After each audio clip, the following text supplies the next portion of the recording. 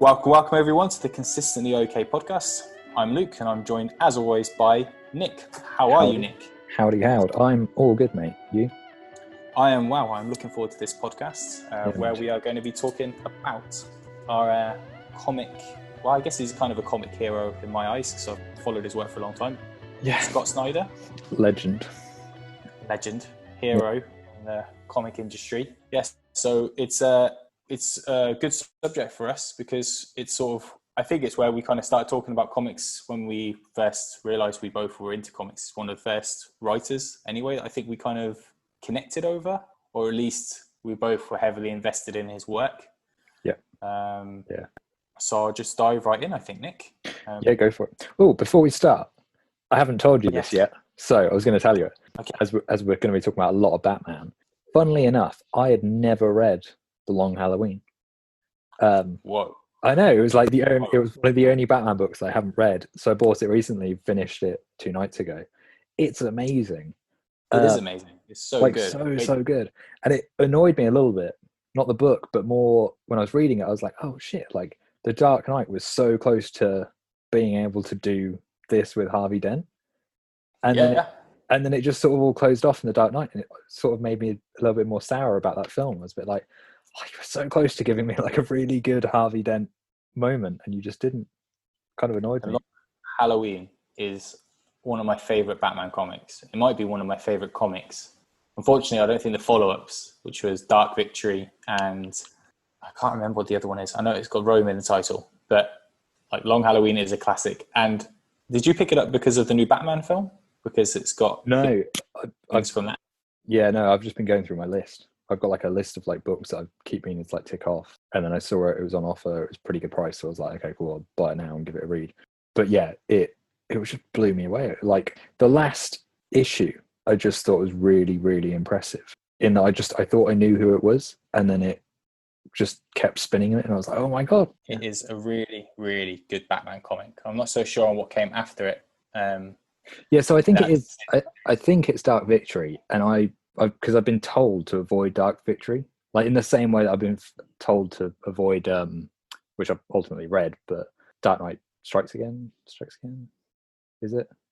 What's the one after Returns? Dark Knight, yeah, both sequels are not as strong as the. It's Dark Knight Returns, Dark Knight Strikes Again, and then now Dark Knight DK3 or Dark Knight DK3. Master That's Race, the name as well, isn't it? Master Race, yeah.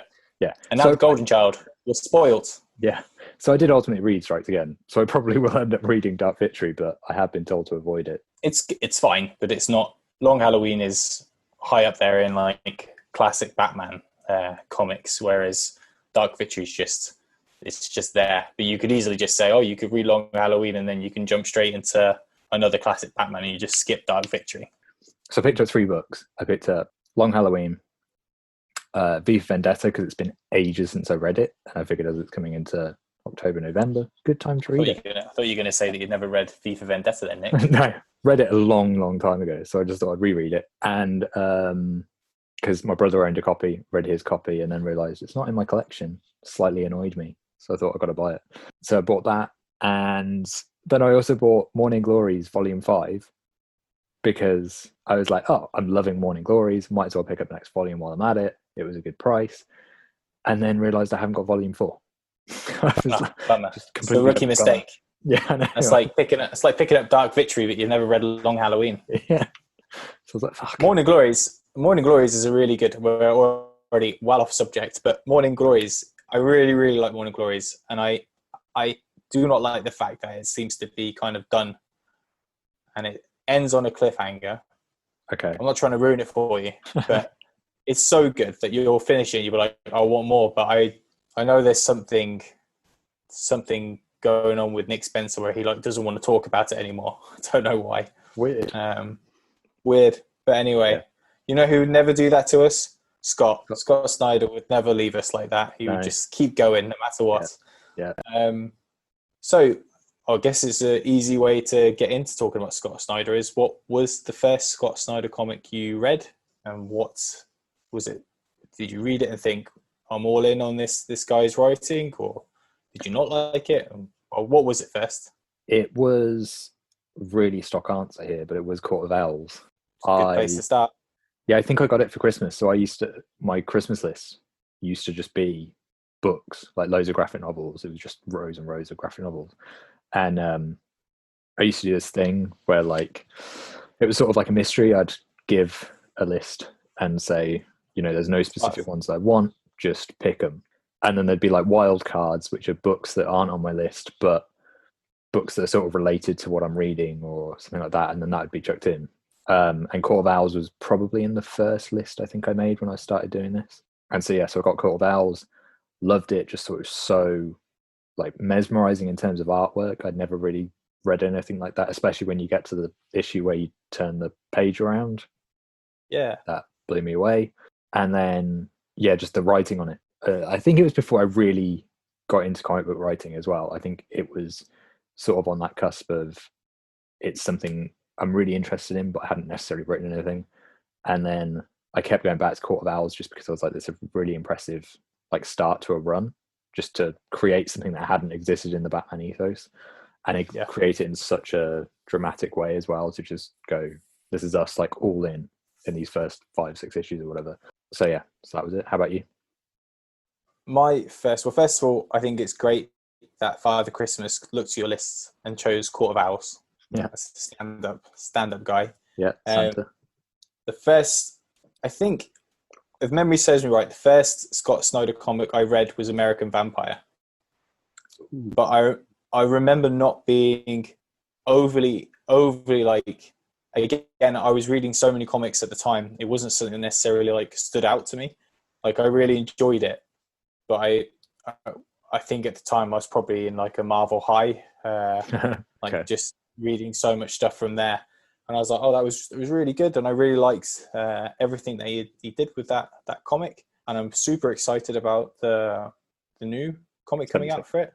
Came out today? Yeah, I think it came out today. Yeah, so I should have my copy sooner rather than later. Well, today, so when this podcast comes out, it would be we would have read it most likely. Yeah. But I think the first comic that I remember thinking, holy shit, that was good, was Black Mirror. Is it called Black Mirror? Did I just make that up? Yeah, it is. It is called Black Mirror, isn't it? Yeah. Because for a second I was like, no, that's the TV show. No, it's definitely the comic. Yeah. So the one where it's him and it's Jock. I remember it wasn't the single issue, it's the TP that I picked up.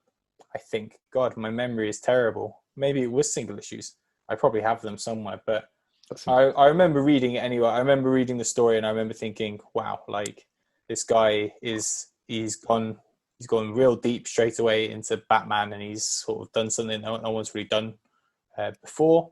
I'm a huge fan of Jock as well. So I'm pretty sure I picked it up based on Jock more than Scott Snyder at the time. Nice. Whereas now I'd probably switch it around a little bit. I would probably, you and I talk about his comics quite a lot, and it's kind of like, did you get this? Did you get that? Like he takes something like Undiscovered Country at the moment, which we were both interested in straight away, and any of the Batman stuff that he has done, and Justice League, which we'll get to. But at that point, it was definitely more of the Jock side of things. And I was like, I love his artwork. I'm gonna read this, and then I definitely just got immersed in this world that he created. I loved it. It's still up there with one of my favorite comics that I think he's written, or one of my favorite DC comics, definitely. One I recommend in the comic shop all the time as well. It's definitely one you say about like Long Halloween. Like you could the first stuff is New 52, like with Court of Owls and stuff, Black Mirror, Long Halloween, Killing Joke, those sort of Batman comics. It's you've got some like older classic stuff and some more recent classic stuff, but they're definitely classics now. For me, Black Mirror is like considered a classic, is in terms of what that story is, and there's so much about with it as well. You see Jock all the time, like some of the artwork from Black Mirror, it's like on wallets and posters. The joke with the bats as the coming eyes out of his eyes, basically. Yeah. But I love Black Mirror. Black Mirror was incredible, and Black Mirror was actually something that I came to way later. Like I'd read at least maybe 4-5 volumes of New 52 Batman, and then I got Black Mirror, and so it was at that point. Black Black Mirror came out before. I'm pretty. Yeah, It was yeah. Black Mirror is part of Detective Comics. I think. Yeah. So I think he did Detective, and then he went into his 52 run. Yeah, when I got to Black Mirror, I remember thinking, I was like, oh, I've sort of got a grip on, like, I think how Scott writes Batman, and it's amazing. Like, I completely love it. I'm not saying like it's predictable or anything like that. It's always original, and it's always kind of a unique version. But when I got into Black Mirror, that was where I properly realized that he can craft any kind of story within that Batman world and make it feel new and fresh. Like, he feels like a different writer on each of his Batman books, really. It does. It does, definitely. And yeah, Black Mirror just blew me away. It was just nuts. Like, I mean, as you said, Jock's art, it heightens his script, I think. I think when the two of them work together, everything just becomes elevated. And I really just fell in love with that book. Like you say, it's a classic. And I think, again, it's because they did something that was original to the Batman ethos. I always think that's the things that gets me, is when in superhero books something new and fairly original is introduced to a concept. When they just go for something that's never been done before, you wouldn't have thought it would be done. Because I think, for me, I always think that superhero books are this kind of thing where not that you have to follow a mold, but because there's a legacy to it, it's harder to introduce something new. Like, you're going to face more of a backlash to going like, here's a new idea to this, because you'll have loads of fans go like, you're fucking with the system.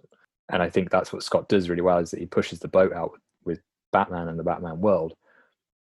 And from what I understand, like, some of it has been controversial. Like, I think I've seen him talk about the fact that when he introduced Gordon's son as like the killer, people were pretty pissed about that. But in the long run, I think that's become like a classic take now. That's a thing that's kind of, that was a really smart decision. So I think it's one of those things, in hindsight, people have actually gone, you know what, that was needed at the time, and it's helped push that character further. Yeah, definitely. I think you're right with what you say about like his like pushing the Batman stories and stuff, but he's done that consistently now with his Batman. I mean, here we are now, Death Metal. Like, when I first read Black Mirror, I never would have thought we'd get a story like Death Metal. Yeah. It shows how much faith DC and the editors and stuff have in him, and how in high regard he is looked at in DC Comics and the fans as well, because they gravitate to all of his Batman stuff now because of something like Black Mirror and Court of Owls. With Court of Owls, especially, that was the first one you read.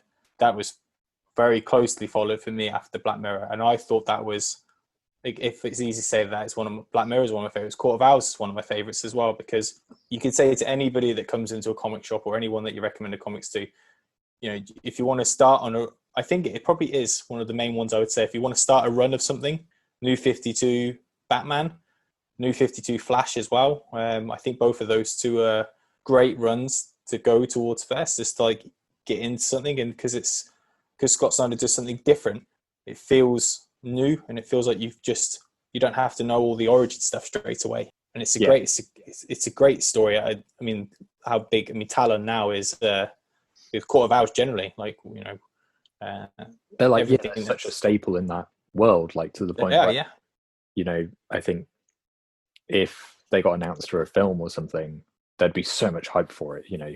Definitely. I think he does that really well. I think he creates things for the DC universe that become like staples. Like, he's done it with Batman Who Laughs. Like, that character has been insanely popular, and he's only been around for what, 2 years, 3 years. He's a huge character, and I think you hit the nail on the head there with, I feel like I've already said hit the nail on the head, but we're going to go with it again.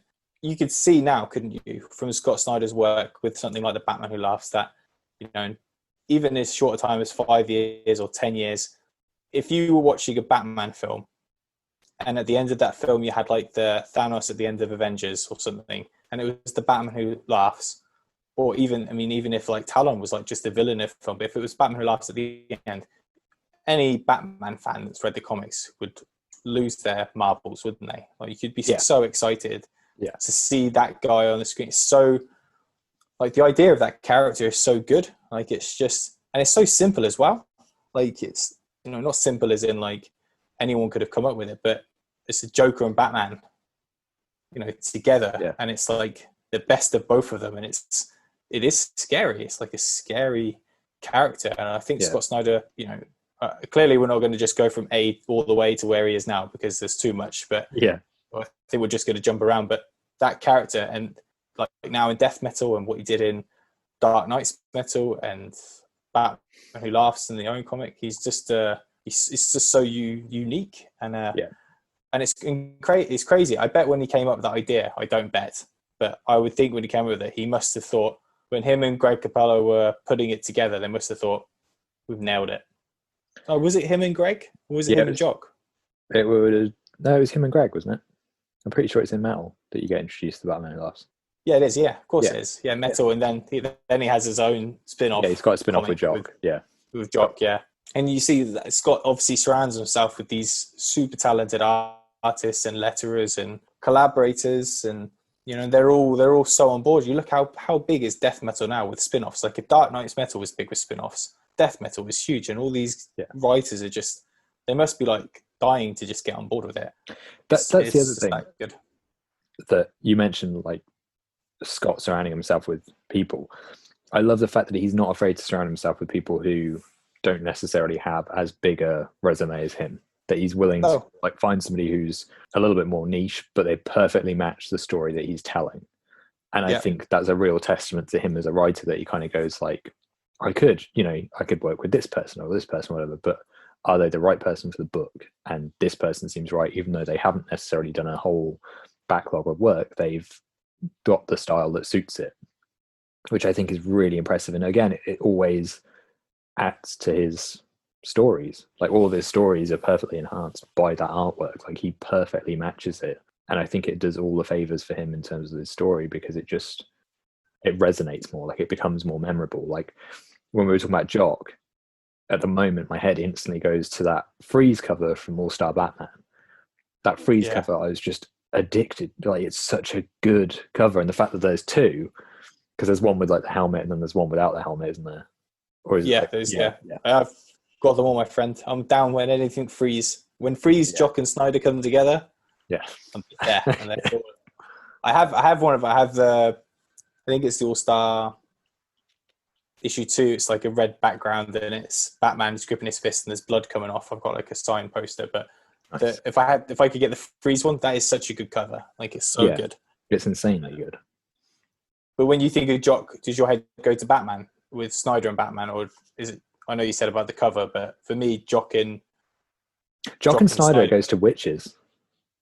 Yeah, I see that like, as well. Actually. Whenever I kind of think of them as a duo, I go to Witches, and I don't know if that's just because Witches as a horror was unlike anything else I'd read, especially in terms of comics. Like I always think comics horror is really hard to do because it's all there on the page. Like you can see where things go the minute you turn a page. It's not like a novel where like when you're reading a novel you don't necessarily how it's going to go. You can kind of see based on the images, oh, this shit goes south for them on this page. But I think Scott and Jock made Witches really well, where it's that you turn the page and then you get hit with something horrific, as well as Jock's art is, again, just the way that I think he uses marker pens makes it more terrifying. Like Witches his line work and stuff. A really cool comic. Grim. And the story, I mean, Scott's story for that is just horrifying. Did you read the Bad Egg one? Yeah. I read it as part of Image Plus actually, so I was reading that every time Image Plus came in, and that was just really nice. It was nice to see it in that like bigger kind of form as well, because Image Plus was bigger than a normal comic size. But really I mean, I know it's still in previews a little bit, but it's built into previews. But I liked the Image Plus. Yeah, all really nice magazine. The interviews and everything. When I think of horror and Scott Snyder, I know I asked you about Jock and Scott Snyder, but now I'm thinking horror. I think of The Wake with Scott Snyder and Sean Gordon Murphy. Did you read that? Yeah. I haven't read it, no. Because that's a really good comic, and that's quite early on. That is, I wrote it down somewhere when it came out. No, I didn't. I just wrote The Wake, awesome horror comic. But good. That's an awesome comic, and that's someone else, Sean Gordon Murphy, who's obviously now he's super successful with The White Knight, which is another fantastic comic. Yeah. But he obviously, it's nice that he's done his own take on Batman as well, because he's worked on a horror comic. I don't know if he worked on anything Batman related with Scott Snyder. There's a bit of me that thinks they've done something in an annual together. I think there's something, isn't it? back of... Or he's done some detective comics with him or something. There's a story, I'm pretty sure, about Bruce, where he's like a clone. And he like clones himself to make a Bruce, who then... Because I remember the story, it's like he's got to make a decision about going up a ladder or turning away from the life of crime. And I can't remember which book that's in. I could have just made this up. But I'm pretty sure there is a story that... If you did make it up, then it should be a thing. But yeah. I don't remember. I mean, but there's so much out there, isn't there, with these guys? But yeah, it's interesting anyway. Scott wrote that, but I think it was part of that. If they did work on something together, then it's nice that now Scott Snyder is like, he's built this whole bloody multiverse of Batman comics, and Sean Gordon Murphy has his own Batman, which is just doing so well as well. It's such a good read. And with me, when it comes, I don't want to talk too much about the way I feel like some comic writers and artists interact with their fans. But with Scott Snyder, you generally think that he would... I know everyone reads their work and stuff, but he seems so happy for people all the time. Yeah. I think Scott... And he's so good with his fans as well. Like his YouTube, I know you and I spoke about his YouTube, and he did a good chunk of it, and then it's calmed down. Guys just had a kid as well, so we completely understand. But for me, that bit of the way he talks about other creators, and he's always promoting other creators, and it's not like a chore for him, it just happens. But the way the YouTube videos are such a good way to, just because in my head, I think of comic writers as being super famous because they mean so much to me. Yeah. In my head, if I saw Scott Snyder walking down the road, or like, I don't know, Jeff Lemire or something like that, I'd probably like, let's say we were hanging out and we saw him, be like, fucking hell, Nick, it's Scott Snyder. Like, the fuck is he doing here? Like, especially if he was walking through Stavanger, Norway, which is where I am. But imagine I'd be like, Jesus Christ, I'd be so happy. And then, there are people that think about this, like the musicians, and don't get me wrong, like, I'm into all sorts of other things as well. But in my head, they're up there. And like, you see some of the best writers out there, and they don't have these big social media followings or anything like that. But in my head, Scott Snyder doesn't have to do the stuff that he does. He doesn't have to make these YouTube videos. He doesn't have to message people. I've messaged him on Twitter before, and he's taken the time to write me back and everything. And I think that's like an exceptional thing to do when you're such... I mean, he must be... Would you think he's like one of DC's biggest creators now? Maybe people think Bendis is, but Bendis isn't necessarily my... I like his stuff, a lot of his older stuff. But for me, Snyder is the top of the DC writing pyramid. Yeah, I mean, I guess it's subjective. At the end of the day, I think for me he is, just because of what he does with every character. Like, I know we'll talk about it at some point, and I'll just lightly touch on it here, but his Justice League run was unlike anything else Justice League that I'd read, because he managed to make it feel like Justice League was at the center of the DC universe, and definitely the scope of what he was doing with the Source Wall and Perpetua, that felt Lex. Like... As well. Yeah, it felt like that should be an event book, but it was just in every 2 weeks Justice League, which was crazy for a 2 week, like for a bi-weekly release to be that kind of story. That's absolutely insane, because the quality again never dipped on that. Like, it wasn't like, oh, this issue is a bit kind of like in between kind of thing. Every issue was just building that story up and up and up.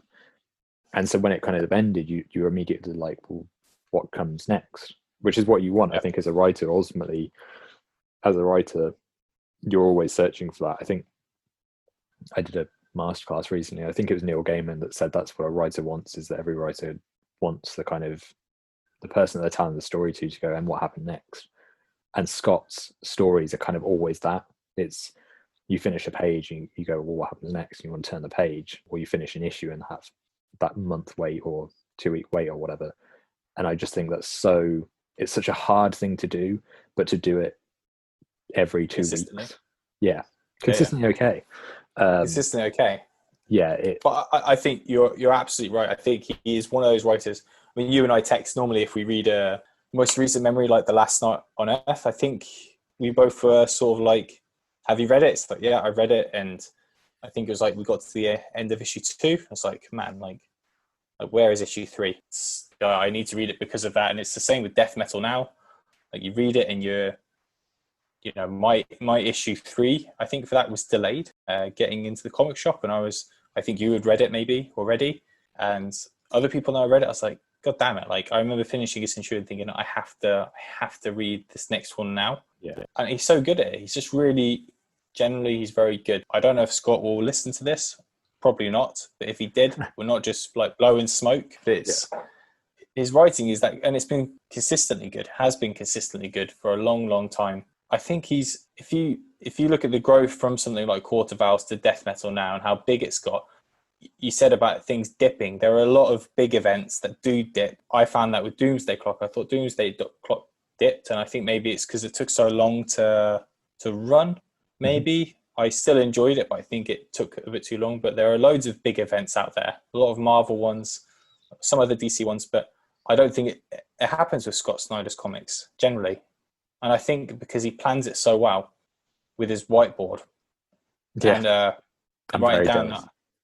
Yes, so his drawings on his whiteboard are crazy, but I think he does. I think he knows where he's going to start, and I generally believe him when you see the interviews with him and Greg when they started this, or Greg Capello, that they had always had this plan. They've been putting these little things in the comics all the way through. Just kind of touching on this again, I know he and Greg sort of butted heads, like having watched interviews with him when they first got into Batman together, and I think that was just over how each other works, but when you read the book, you wouldn't get a sense that there's any tension between them in those kind of like in that first issue or like second issue or whatever. And I get the impression, by third issue or whatever, that was when they had sort of sorted everything out. But Greg's art, it makes so much sense that he's the one doing Scott's story, because it's that sort of darker noir Batman. Yeah. It's less kind of, there's not a lot of like glossy stuff in his Batman run. It's all leaning into that noir detective, kind of like understanding a villain, understanding Gotham, Batman's mind frame. It's all that kind of stuff. And Capullo's art, just coming from Spawn, he's got that kind of grimy, I can break down the world, I can make it look a little disjointed, a little like it's still figuring itself out. And I think just the two of them, especially when they got to last night, they'd sort of hit that absolute peak of every page just looked insane. It was just silly. Yeah. Like, isn't the opening of last night, don't they do it where it's like a killer goes around Gotham leaving chalk, and then the overall outline is like Batman's body, or it's a body or something, isn't it? Yeah, it is. Yeah, that's such a smart and simple detective story. Yeah, and it's just illustrated in such a horrific, brilliant noir-esque manner by Capullo. It just I think they go hand in hand now, don't they? Those two with their work. We talked about Jock as well, but Capello and Snyder, like, you just see. Obviously, God knows if they still have disagreements on things, but I just imagine them when they both came up with the Batman Who Laughs. I don't know if it was Snyder or Capello or a mixture of both. But they were like, I can't wait to draw this. Like, I'm ready. And like, their ideas are just like Batman in Last Night on Earth carrying around Joker's head. Like that cover on its own. When that was announced, it's like, fucking hell, like, I have to know what this comic is about.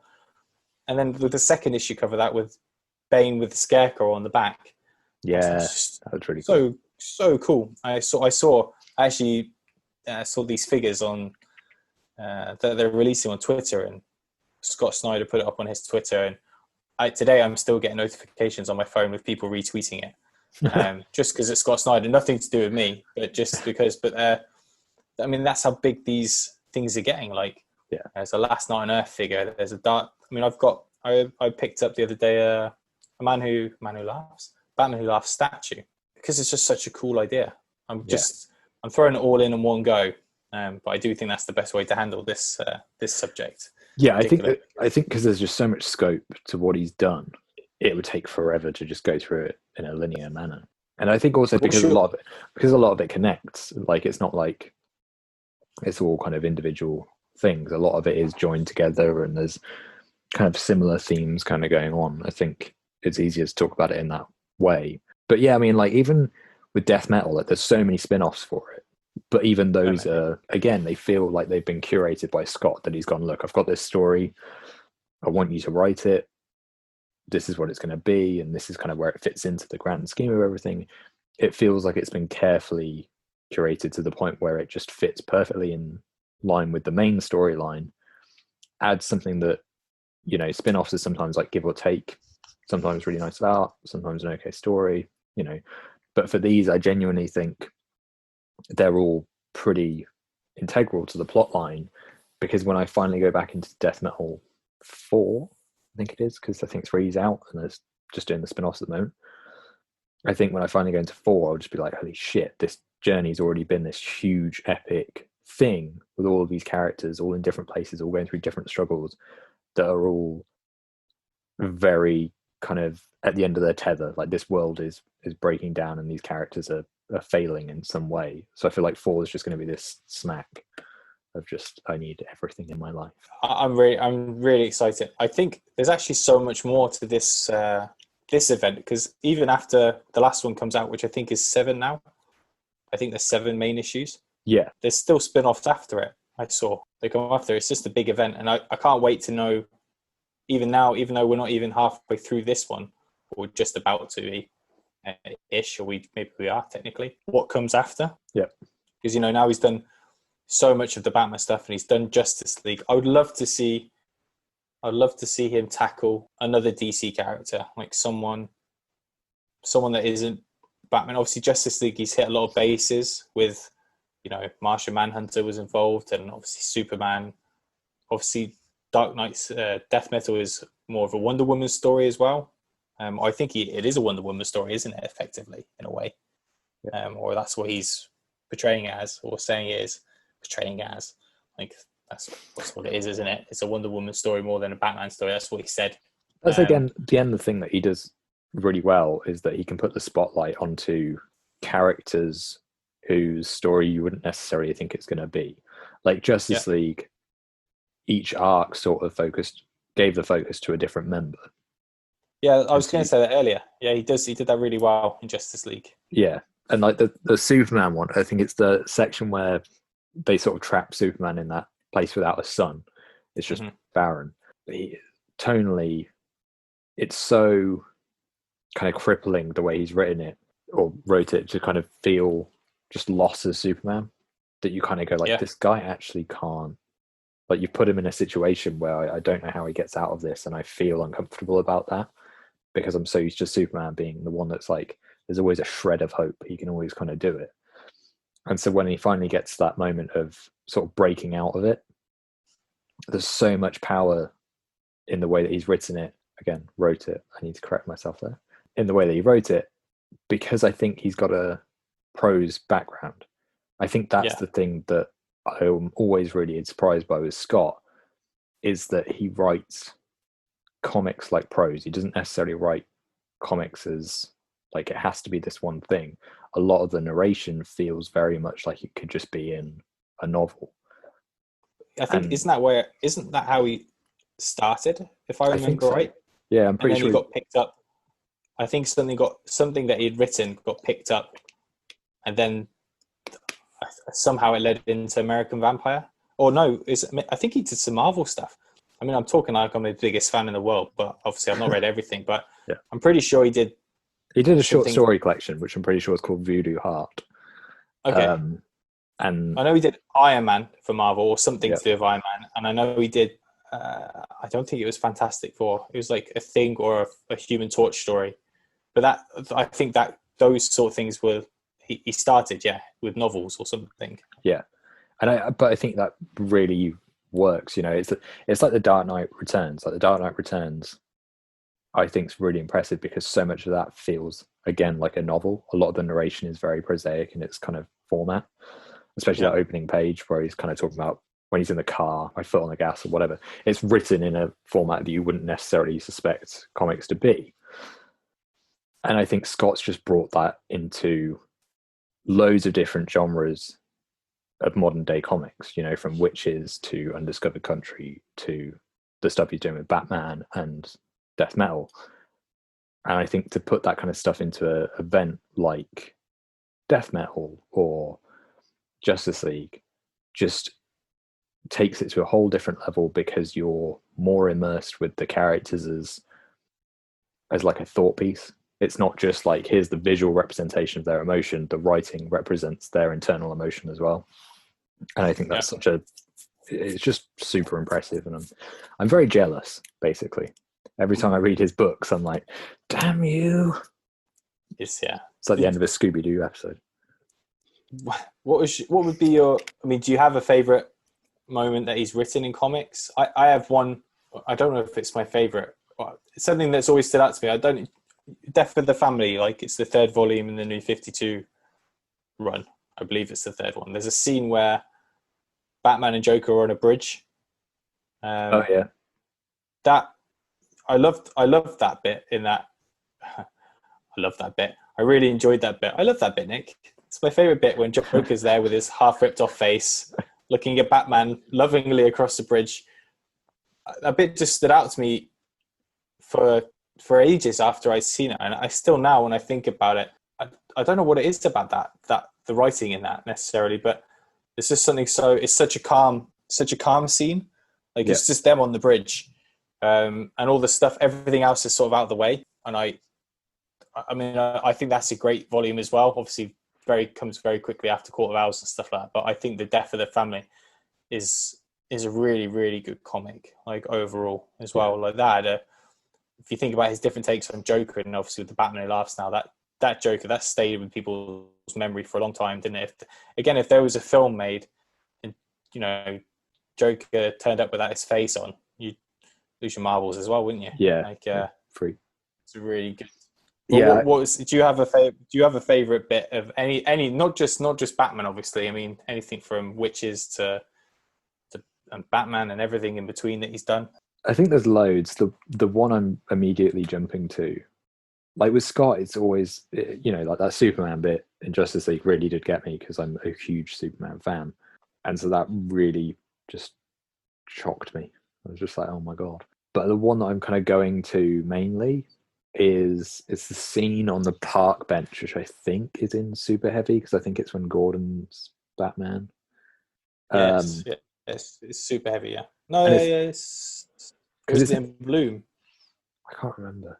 It's Super Heavy. I'm pretty sure it's Super Heavy. I think it's towards the end of Super Heavy, and it's not necessarily the Joker on the bench, but it's like the embodiment of him or something. It is sort of like supposed to be him. And their conversation, again, it's that quiet moment in the middle of this storm that is Super Heavy.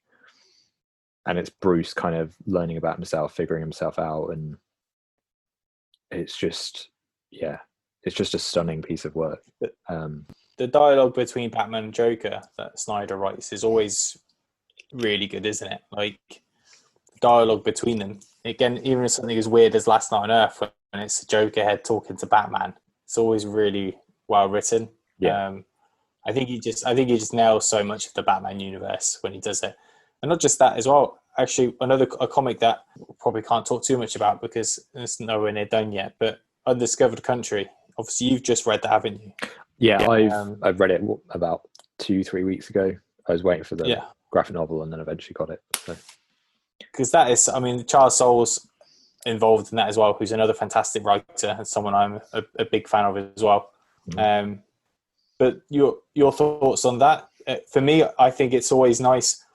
It's nice having Undiscovered Country and Death Metal out at the same time, because it's two different Scott Snyder comics, obviously, and you can, because Death Metal is releasing at a slower pace, I guess. But it's you could read two different Scott Snyder comics that are completely different in a way, and I'm really enjoying Undiscovered Country as well. The idea of it is really cool. I was very excited about it when I think you told me about it, that they were writing a comic together. I was like, holy shit.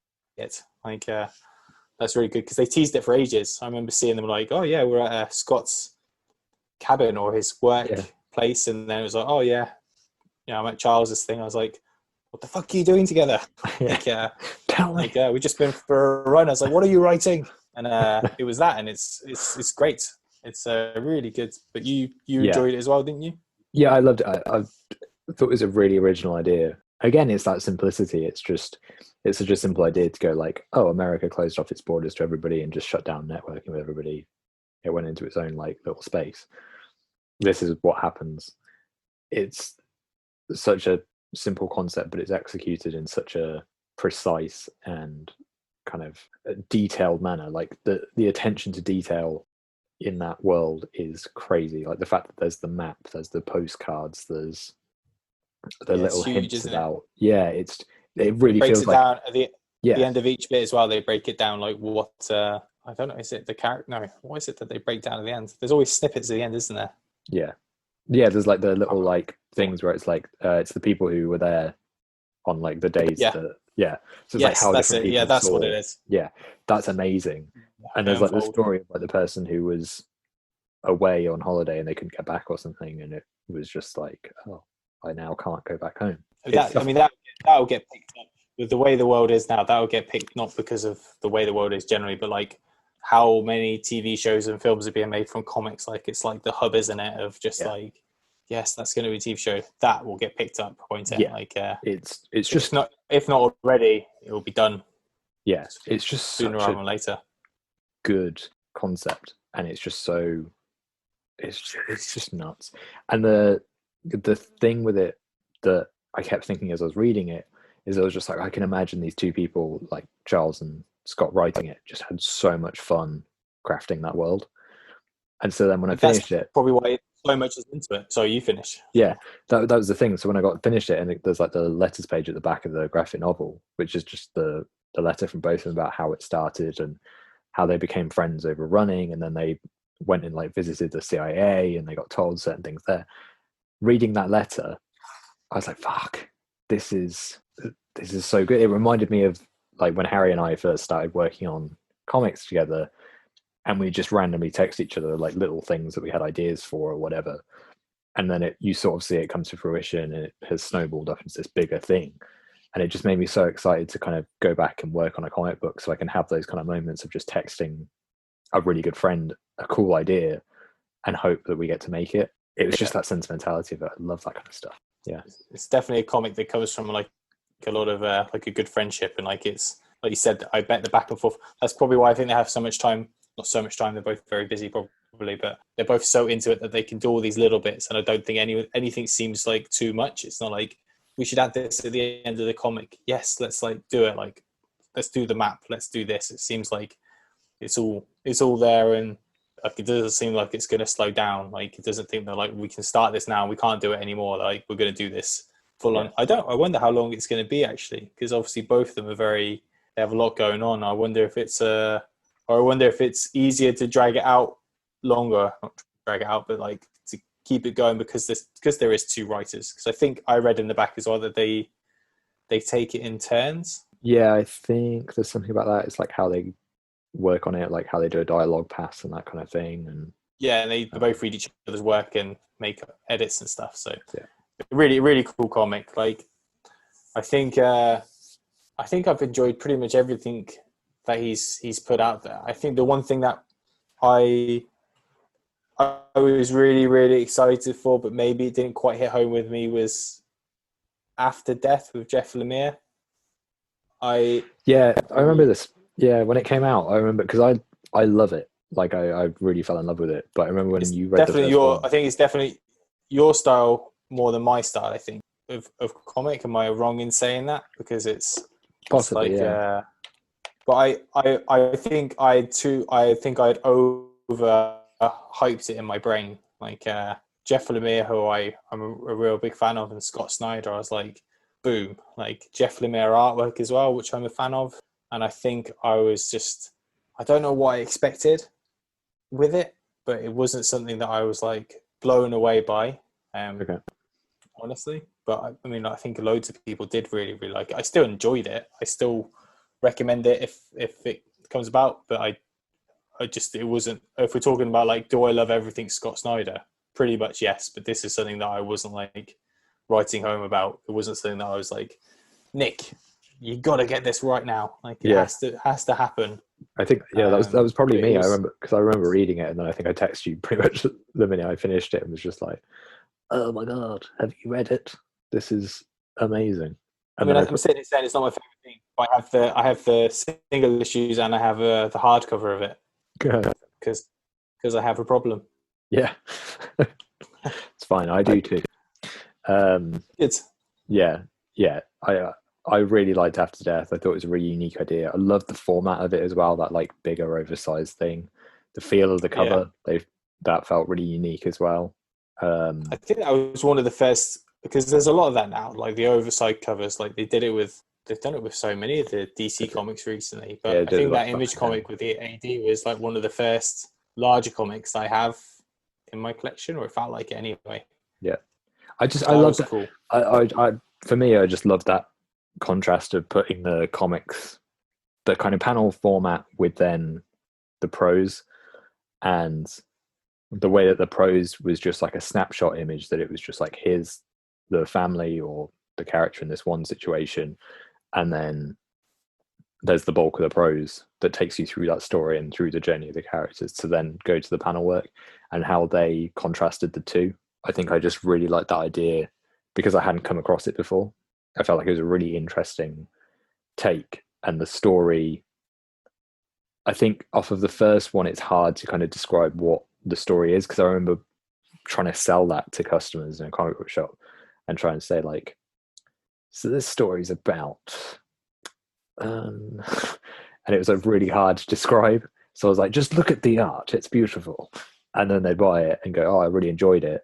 And then the second one, mainly the second one, I think is where people really clung to it. I noticed, because I think we sold quite a bit of the second one, and then had people kind of hearsay about it and coming back and saying, have you got the first issue? And at that point we were sold out of it. But yeah, I can kind of understand like where you're coming from in terms of, I think it's possibly his most unusual work in terms of comic books. Yeah, I think that's probably it. I think in terms of what I'm used to with him, what I usually would pick up, obviously a lot of that is Batman based, because that's mainly where his stuff comes from. I think it didn't take me by surprise, because I kind of knew what I was getting into when I read it, but I just thought I was going to be blown away. So like I said, I liked it. I actually probably really liked it, but it didn't blow me away like a lot of his other stuff does. So it's not a knock on him or Jeff Lemire's writing. It's just, it wasn't something that I put down. I was like, I'm going to read it again as soon as possible. Like there's different Jeff Lemire things I'd read, and there's different Scott Snyder things I'd read over After Death. So one of the final things we can maybe go into, and I touched upon it earlier, but we didn't really give answers, or maybe I didn't ask the question, but is there a character maybe from DC or from Marvel that you would like Scott Snyder to write, something that would get you excited? Like obviously when he wrote Batman, I was excited, you were as well, and then he went into Justice League and we were both really interested in that. And Tom King, for instance, who did so well with Mr. Miracle that everyone got very excited about Strange Adventures, and now he's doing Rorschach, which is going to be a big release for DC, and it's got a lot of hype around it. Like, is there anything specific that Scott Snyder could write now that you would be like, holy shit, I need to see how he writes this character? Constantine, because he's my favorite, or second favorite DC character. There's always a mismatch between him and Superman. I would say in DC, I would say Constantine as well. Yeah, I'd love like a proper hard-boiled kind of Constantine, grim Liverpool story. Tough to follow. I've been reading some of the Simon. Spurrier stuff. Yeah, Spurrier stuff. Yeah, I really want to read it. It looks amazing. Good shit before it got cancelled for no good reason. Yeah, I saw that. Sad, but yeah, I'd like to see him write that. That would be really, really cool. Marvel side, who would I want to see Scott do Marvel? There's only one choice, Nick. Only one choice that it could be, even though it's probably insanely obvious to everyone. Just think about the thing to do. Actually, there's a couple with Marvel I'd really like to see him do. You better say the one I think you should say. Well, one of them's Ghostwriter. I mean, that would be fucking cool. I didn't even think about Ghostwriter, but that would be cool. I'd really like him and Capullo to do Ghostwriter. Mental. I think they're like them as a team on that would be really impressive. Daredevil, it's quite similar to Batman though, but Daredevil. But that's like, for me, it would be Spider-Man or Daredevil. They were the two that I would think I would really like him. I'd really like him to write. I'd really like him to write Spider-Man, because I think he's so good with the villains. You know, you think about All-Star Batman with Two-Face and Mad Hatter and Freeze and things, and obviously making these new villains. Like, not only do I think he could make a new cool Spider-Man villain, but I think if you could give him the reins to Spider-Man and just said, quarter of out of this, like, just make something that's not been done before, but you can throw in like, Green Goblin could be, obviously it can't be the same. It can't be like something new. Green Goblin's the main villain and then blah, blah, blah, blah. But, at the same time it could be, but he could do it his own take. But imagine like a gritty, imagine Capello and Snyder being on Spider-Man. Yeah, it'd be nuts. It would be really, really, really cool. And I think there's a huge push.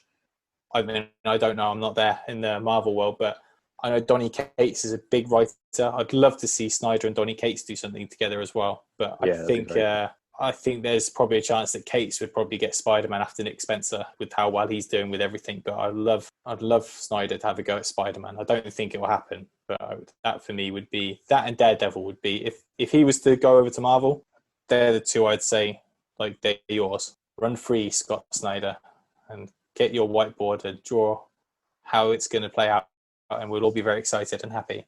The other one I'd quite like as a Marvel story, which I think he'd do really good justice to, is Doctor Doom. Give him like a solo Doctor Doom story. There's so much that he could do. Do you ever think, like, because I know obviously they do switch around. Bendis is obviously the most recent, biggest switch. It doesn't happen often, but sometimes a lot of them now do like Image Comics and Boom as well, things like that. Do you think it would ever switch between DC and Marvel? Do you think there must be a draw there for Marvel to think, I really want to try? Because eventually he's probably going to take Batman as far as he can go, isn't he? Yeah, I mean, I get the impression that after Death Metal, he's sort of like done with Batman. I know he said he's got a Nightwing story he wants to do, which again would be really cool. Like to see him do it would be cool. As like a Black Label thing, I think he said as well, which I think he could just do Black Label stuff, couldn't he? I mean, he could easily do a Black Label story once a year and then focus on his Image Comic stuff. So I'd love to see him have. Yeah, I'm sure it will go to Marvel at some point. I reckon his contract with DC will only go up to a certain point. And I think after Death Metal and after he does a Black Label Nightwing book, I'm sure there are other characters he wants to tackle at DC, but I wonder whether he'll start to look at Marvel and kind of look at that as like the next kind of challenge. Yeah, but it'd be cool. It'd be cool for him to do like Death Metal is. I guess it's an event, but it'd be nice for him to do like one more. I mean, I guess it depends how Death Metal ends, really. But obviously, they're already lining up the next event, which is it's called like Frozen Winter or something.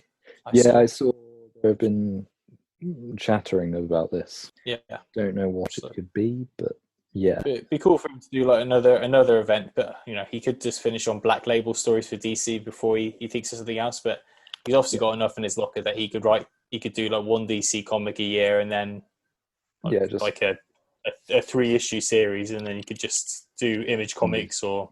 Yeah, I get the impression you've got to push his indies more, like Nocterra, which we've not spoken about at all, but it looks amazing. Again, it does look great. It's that simple story of just like the sun never came up. Just here's the story, and it's so simple, but it seems so detailed. Like when he was speaking about it, and he said that everybody's sort of got different lights as to how they protect themselves, like depending on what they can kind of get a hold of. I was like, that's such a cool idea that some people have got like crazy LED lights and other people have just got like a little torch or whatever. That's awesome kind of detail. Really cool. But yeah, like I get the impression he's going to go down that road of kind of just doing more original ideas and more kind of just exploring what he can do there. And probably, like you said, bringing on artists and letterers and things like that maybe aren't household names necessarily, but like bringing them up as well, because I think he has a lot of time to find the right person for the right project and set them on the right path as well. All right, so thanks for joining us for this podcast, talking about Scott Snyder. Hopefully we'll do another podcast talking about other comic creators in the future, ones that we're big fans of. The next podcast we're going to do is going to cover the Arkham game series, Arkham Asylum, City, Knights, other Arkham games that are going to be in the future and the studios that make them. So if you enjoyed this podcast, then please join us for our next podcast. So that's it from us. So thanks a lot, Nick. Cheers, dude.